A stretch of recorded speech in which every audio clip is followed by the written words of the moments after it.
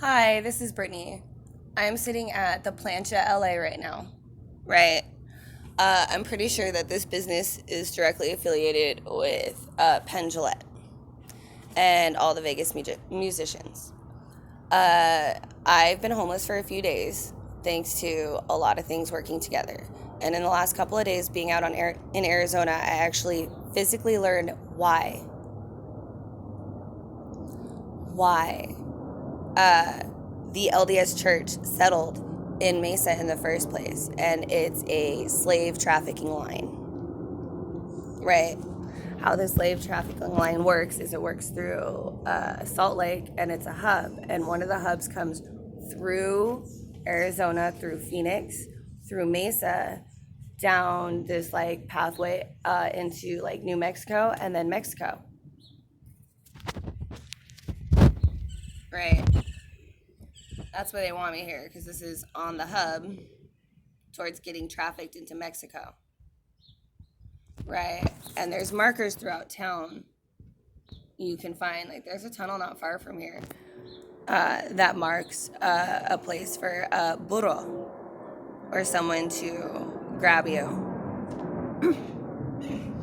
and smuggle you into Mexico to trick you out, right? While I'm out here, I talk to people, right? I'm dehydrated, I'm hungry, and I'm hot. Yesterday, my brain hurt so bad. And people would come around me doing weird biblical things. Like, this guy sat with me while it was fucking hot as fuck, and he started throwing around big stones at a rock, like he was casting stones. Very biblical, iconic thing to see happen in your physical. He was casting stones with a woman, right? Implied narrative, leading into MK Ultra.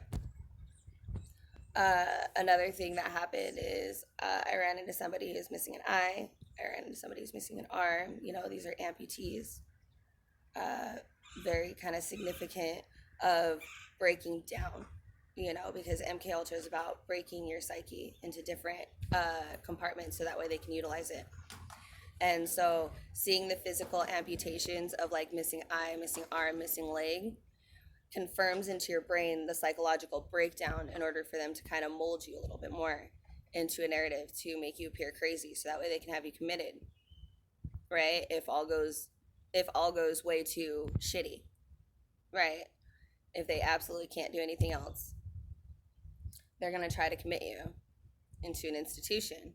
And so people who are really radicalized religiously, you know, into believing that they're like these biblical characters like the Son of God, the Antichrist, or like the Whore of Babylon and shit like that, and pieces of their life fit that narrative. They're gonna amplify that while you're in this state of wandering because you're so exuded that you actually start kind of believing it. And then you start acting on it and doing things. So that way, all the things that you come out publicly saying work against you because you sound crazy anyway. And so they actually plant people. And they're really, really lucky because I had two people just come try and act loopy as fuck while I'm tired and dehydrated and slept outside twice, implying these religious narratives, right?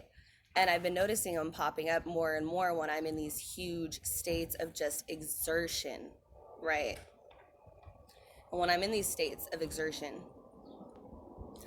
they try to imply these narratives because they know that my brain is vulnerable. And then they do these hypnotic tricks knowing that they had pushed this very specific type of music on me to begin with that they knew I would connect with because I really like rock music.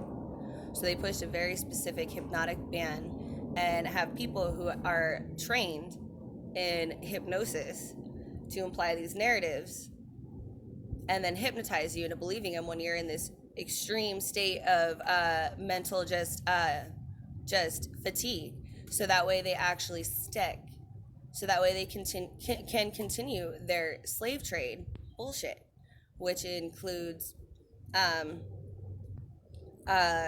women, sex trafficking them, throughout different regions of the United States into Canada and Mexico. My mom is fucking a part of it.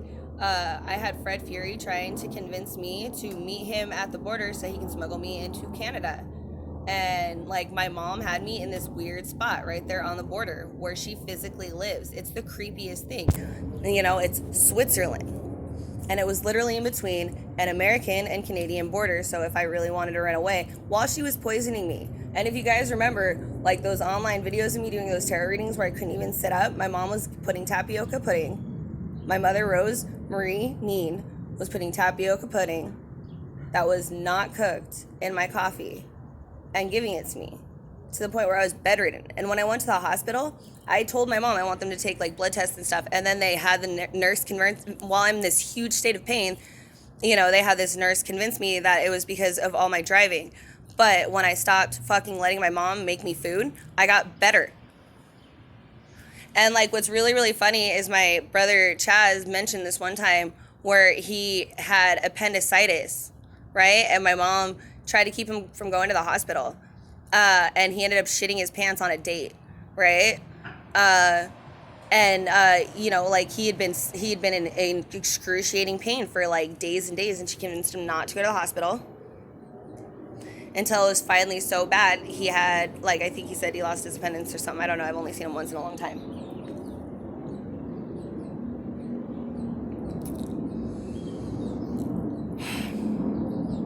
I'm gonna put this on YouTube now.